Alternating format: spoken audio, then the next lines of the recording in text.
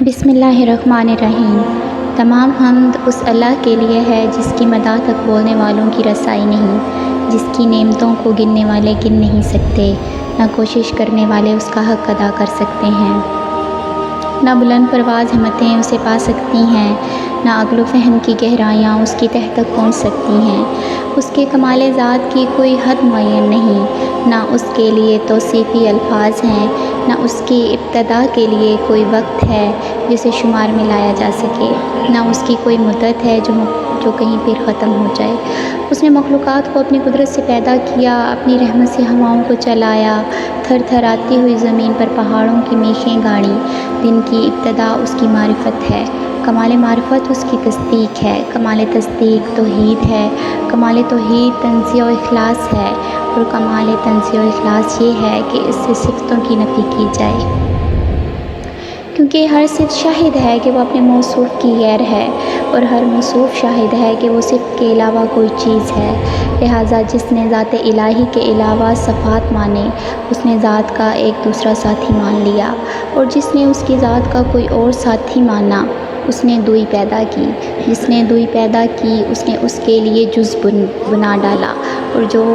اس کے لیے اجزاء کا قائل ہو وہ اس سے بے خبر رہا، اور جو اس سے بے خبر رہا اس نے اسے قابل اشارہ سمجھ لیا، اور جس نے اسے قابل اشارہ سمجھ لیا اس نے اس کی حد بندی کر دی، اور جو اسے محدود سمجھا اور اسے دوسری چیزوں ہی کی قطار میں لے آیا، اس نے یہ کہا کہ وہ کس چیز میں ہے، اس نے اسے کسی شے کے ضمن میں فرض کر لیا، اور جس نے یہ کہا کہ وہ کس چیز پر ہے، اس نے اور جگہیں اس سے خالی سمجھ لیں۔ وہ ہے، ہوا نہیں، موجود ہے،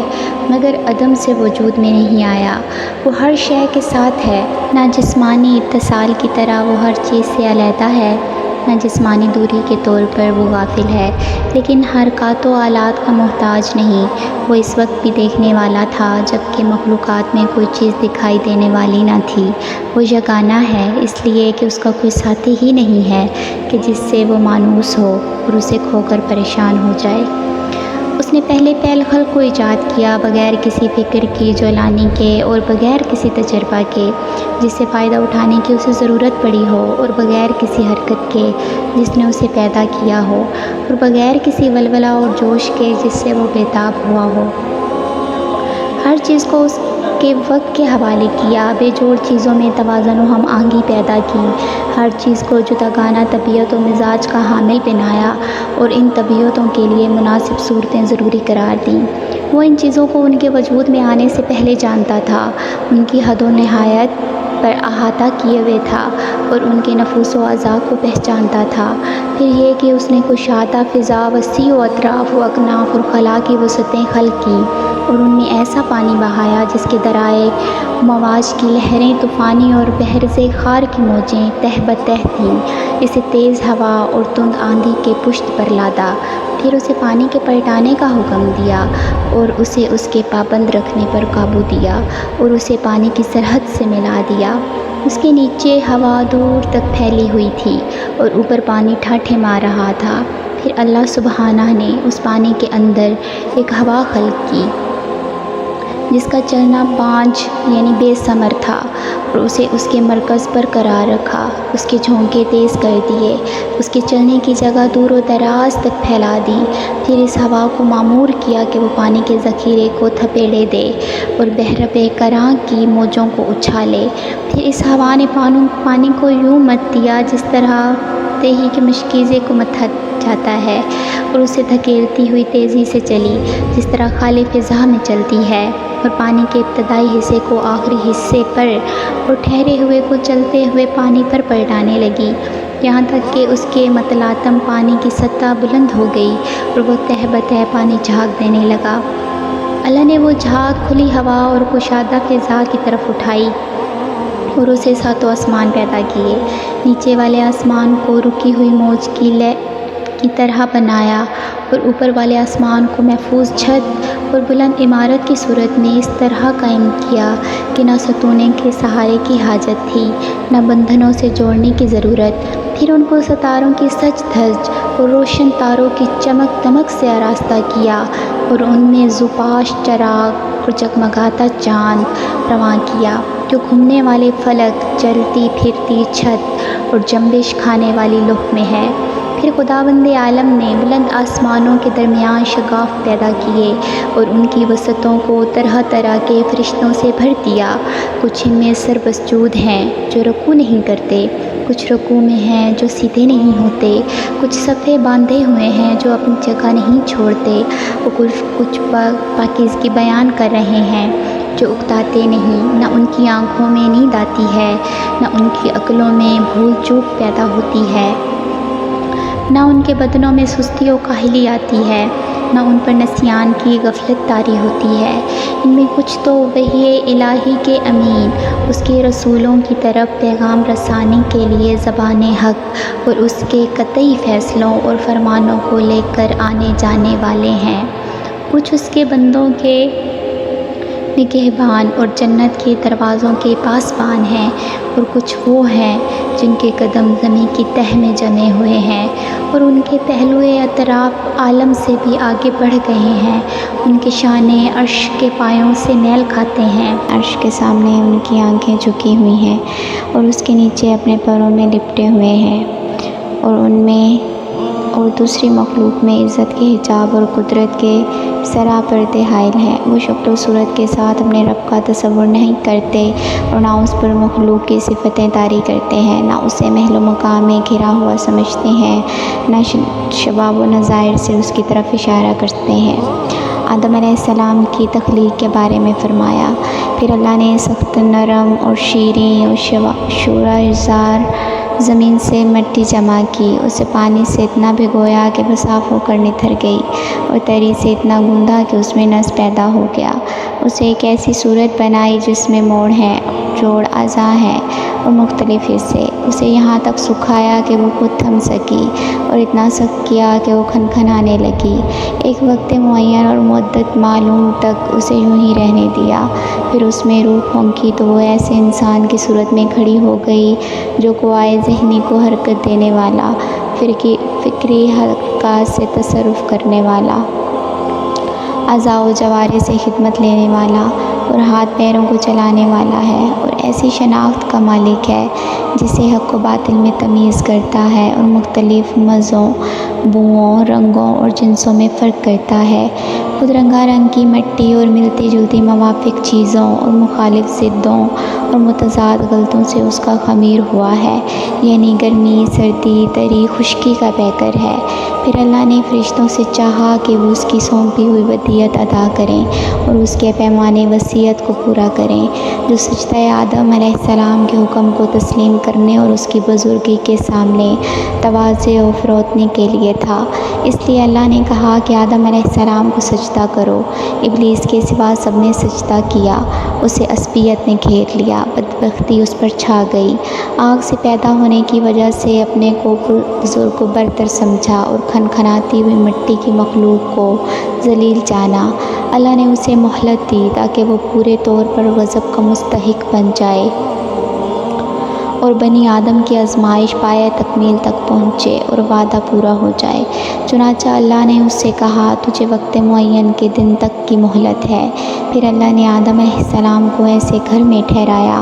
جہاں ان کی زندگی کو خوشگوار رکھا۔ انہیں شیطان اور اس کی عداوت سے بھی ہوشیار کر دیا، لیکن ان کے دشمن نے ان کی جنت میں ٹھہرنے اور نیکوکاروں میں مل جل کر رہنے پر حسد کیا اور آخرکار انہیں فریب دے دیا۔ آدم علیہ السلام نے یقین کو شک اور ارادے کے استحکام کو کمزوری کے ہاتھوں بیچ ڈالا،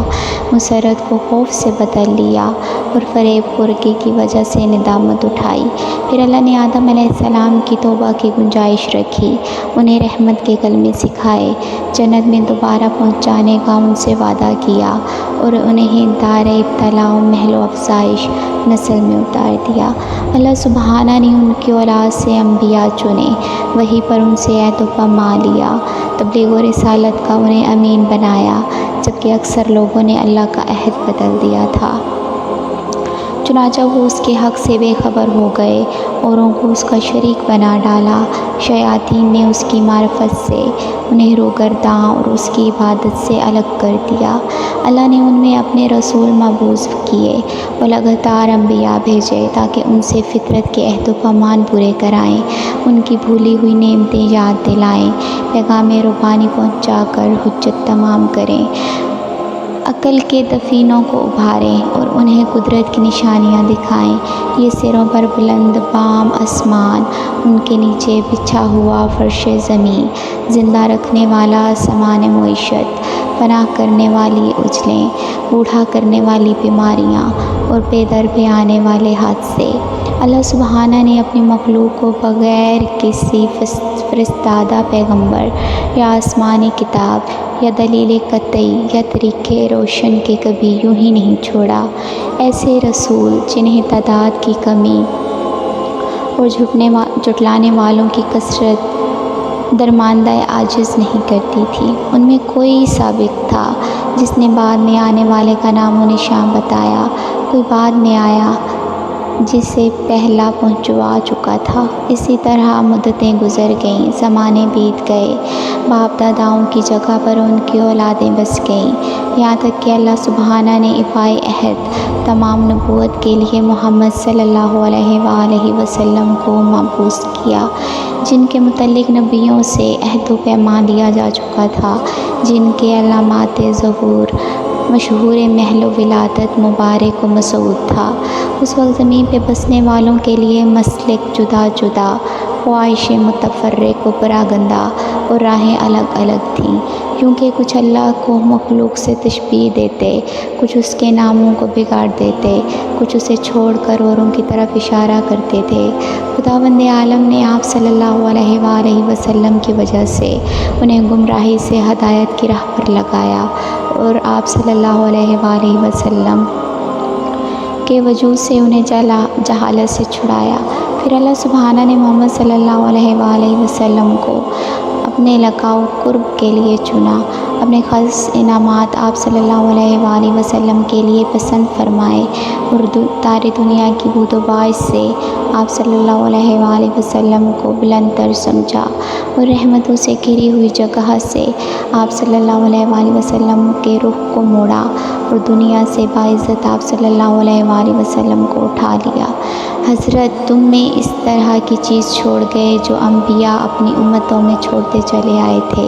इसलिए कि वो तरीक़ वाज़िह और निशान मुहक्कम कायम किए बग़ैर यूँ ही बेक़ैद व बंद इन्हें नहीं छोड़ते थे। पैगम्बर सल्लल्लाहु अलैहि वसल्लम ने तुम्हारे परवरदिगार की किताब तुम में छोड़ी है, इस हालत में कि उन्होंने किताब के हलाल व एहराम,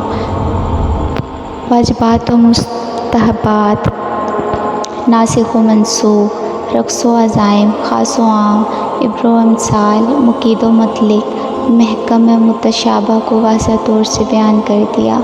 मुजम्मिल आयतों की तफ़सीर कर दी, उसकी गुत्थियों को सुलझा दिया। इसमें कुछ आयतें वो हैं जिनके जानने की पाबंदी आयद की गई है और कुछ वो हैं कि अगर इसके बंदे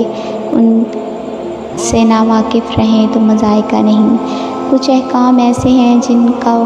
वजूब किताब से साबित है और हदीस से उनके मनसूख होने का पता चलता है, और कुछ अहकाम ऐसे हैं जिन पर अमल करना हदीस की रूह से वाजिब है,